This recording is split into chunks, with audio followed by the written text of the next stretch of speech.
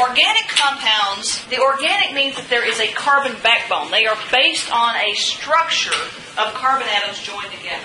So lots and lots of carbon, usually hydrogen and oxygen attached. Now, depending on what type of organic compound, whether it's a carbohydrate or a lipid or a protein or a nucleic acid, it can have other types of atoms attached to it. But there's always carbon. There's always carbon and hydrogen, usually some oxygen, and then every once in a while a few of these other things. Nitrogen, phosphorus, sulfur, and iron. So there are four major classes of organic compounds we're going to talk about. Carbs, lipids, proteins, and nucleic acids. Carbohydrates, the major thing that carbohydrates do for you is energy source. Your cells prefer to use carbs for energy.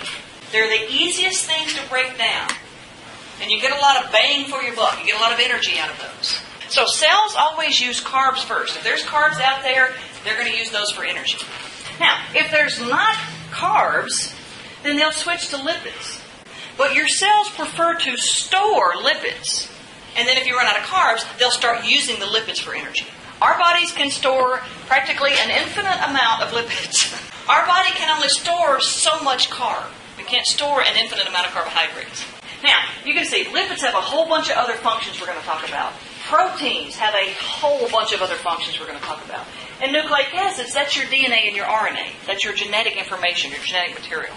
Now, these four classes, carbohydrates, lipids, proteins, nucleic acids, they're all based on this carbon structure, this carbon backbone.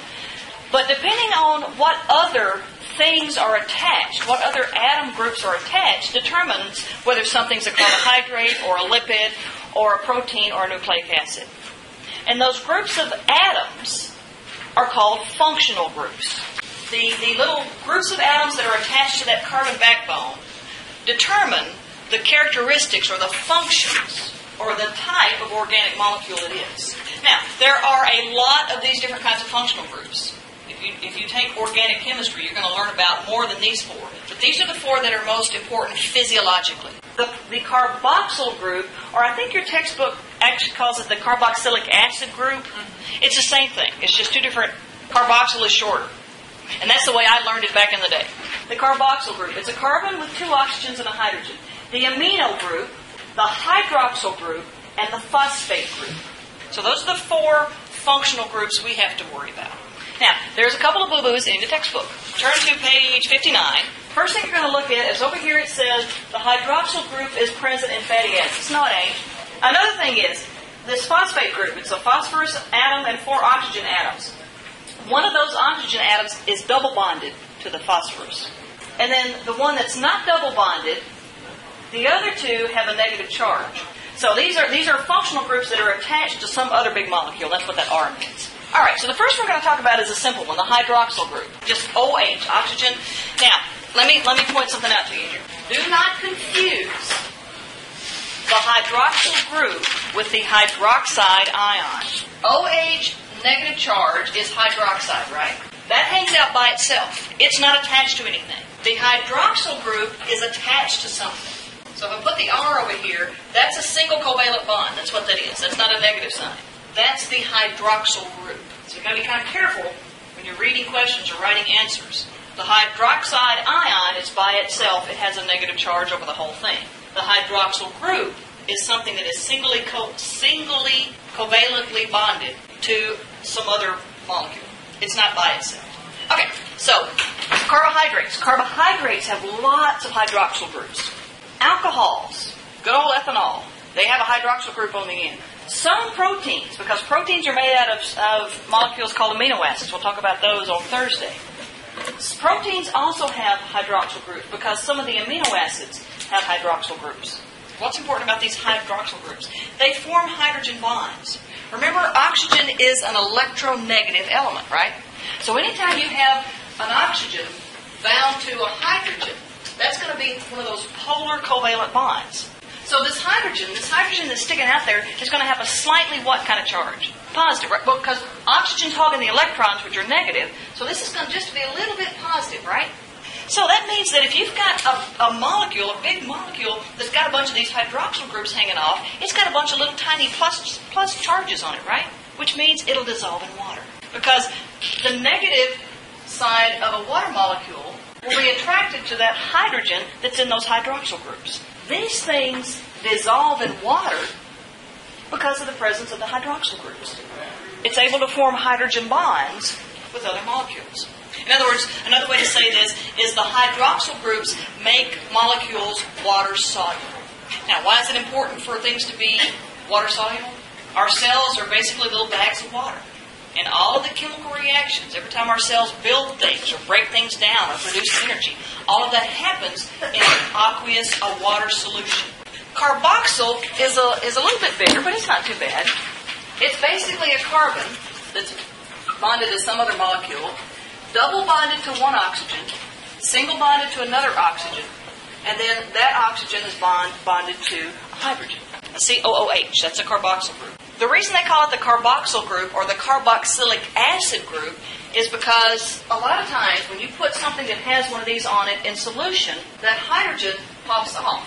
And so since this releases that proton, it functions as an acid.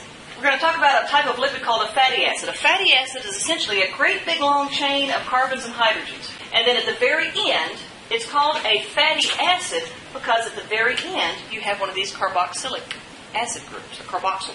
So, the carboxyl group is found in some lipids, some fats, and it's found in all amino acids. Amino acids, which are the building block of proteins that we'll talk about on Thursday, they're called amino acids because they have an amino group on one end and a carboxylic acid group on the other. Now, the other thing about this, of course, it releases a proton, so it's going to affect pH, functions as an acid. But guess what? Anything that has this on it can have a negative charge. It will also dissolve in water. Because anything that's surrounded by negative charges, that's going to attract the positive side of a water molecule. Third group we're going to talk about is the amino group. The amino group essentially acts as a base. Because what it does is it can actually suck up extra hydrogen ions. The amino group is found in proteins because amino acids have the amino group. That's how they get their name. But they're also found in the nucleic acids, the DNA and the RNA. Those amino groups form the nitrogenous bases, the nitrogen-containing bases, the A's, the T's, and the C's, and the G's that we'll talk about in a few weeks. So they function as a base. They can take hydrogen ions that are in solution and suck them up, bind them. They can take them out of solution. So they lower the concentration of hydrogen ions so the pH goes up. And then last but not least, the phosphate group. Phosphate groups are found in a lot of places. The phosphate group, this is a big group, and you've got an oxygen here, an oxygen here, and an oxygen here, and I left out an oxygen, sorry. That's the phosphate. That's packing a lot of oxygen onto that phosphorus atom.